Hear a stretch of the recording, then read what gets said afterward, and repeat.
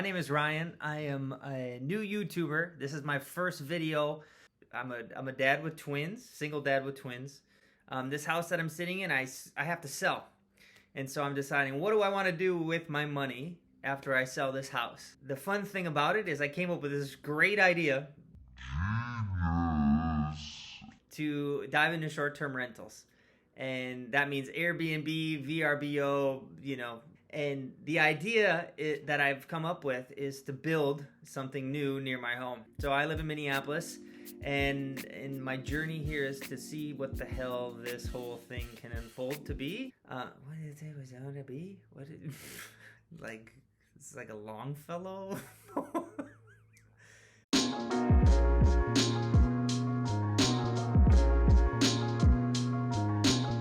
There are three things that I'm diving into as I speak, as I go through this process of short-term rental. So I'm going to go over those three things with you.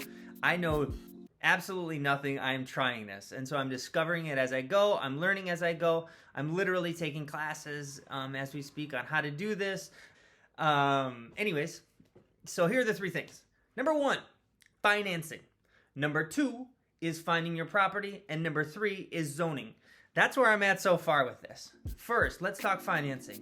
You need to get your money up to speed right away. Get your money right.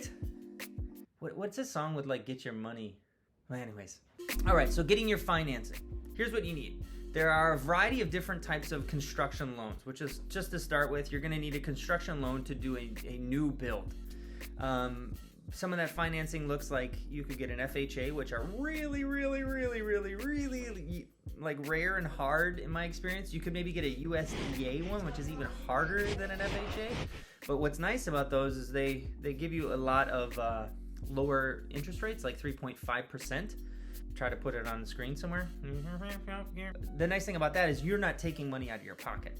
There's a conventional loan, which traditionally is like 20%. I've been talking to credit unions now, and they're saying, well, put down 35% on the property and then 20% on the actual loan for the home. That's a lot of money. So depending on how much your finances are, conventional is a good way to go because there's more people who offer it. I would suggest a credit union as a place to start with those. Those people seem to be more adept at doing this type of thing. Major banks aren't really all into doing new construction. At least from my experience, there wasn't many good products to get. And then there's a thing called a VA. So if you're a veteran, obviously you have more access. I haven't seen one that gives it to kids of veterans, which would be cool. So look into that. But again, disclaimer, not a finance person. 2, property.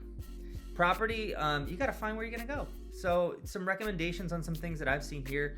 I'm hitting up AirDNA to try to find out what's the right market for me. I'll do another video maybe on how to use AirDNA. I love it. It's a little spendy, but if you think about spending like $20, $30, $50 to make money down the road, it's actually a really great investment. And also, you don't want to build, like spend a year and a half building something when you can't rent it. So finding your property, make sure you're going to somewhere people want to be, whether that's a beach, whether that's a mountain town, whether that's a state park, national park, an area where people are vacationing. I live in Minnesota. We have 10,000 lakes. That's a thing.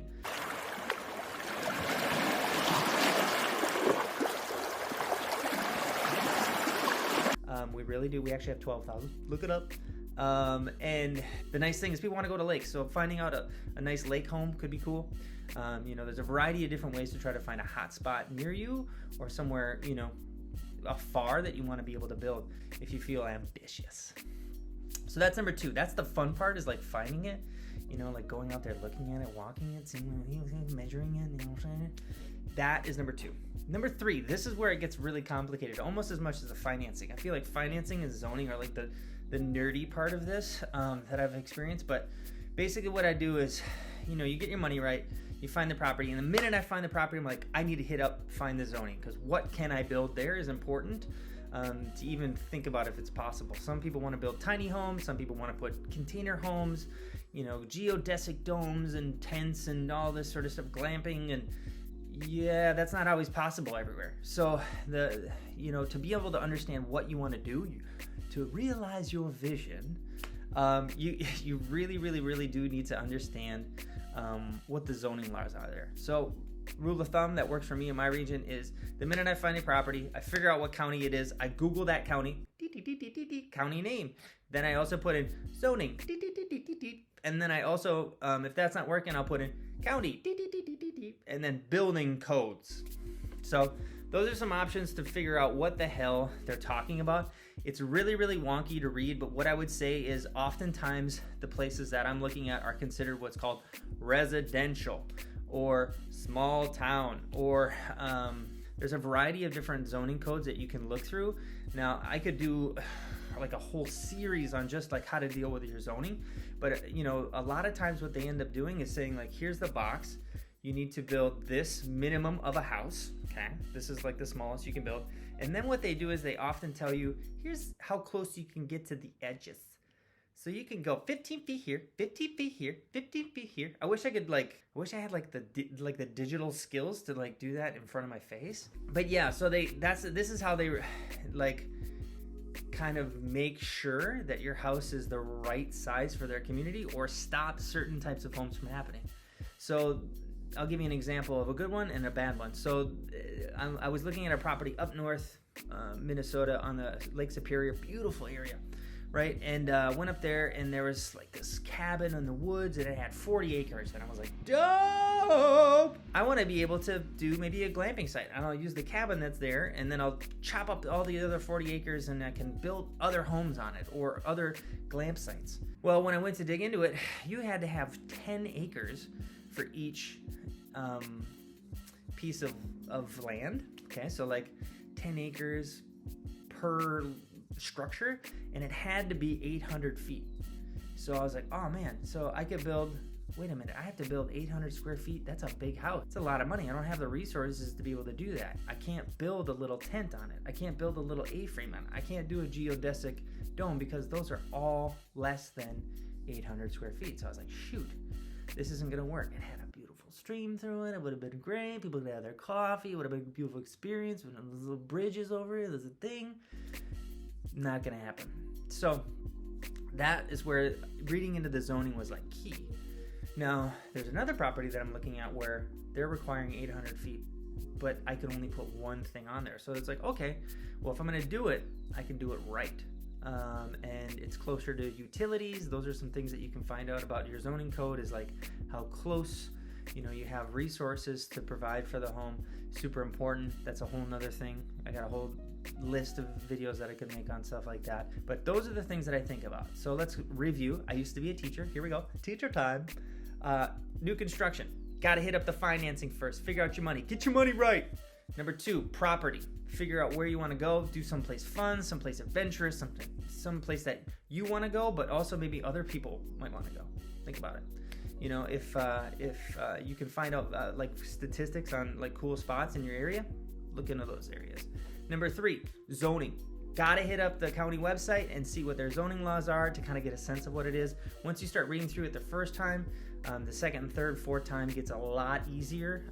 But you know, I'll be honest with you, I was up very late reading zoning codes when my kids are sleeping because it does take time.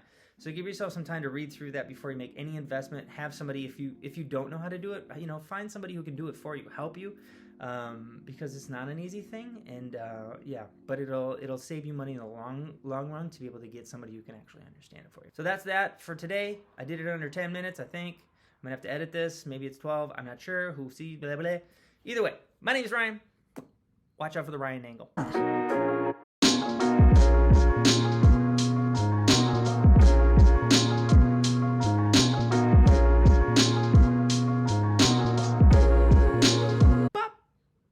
Okay, so my name is Ryan. My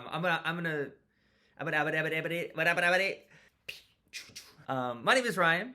That was aggressive. So hey, my name is Ryan.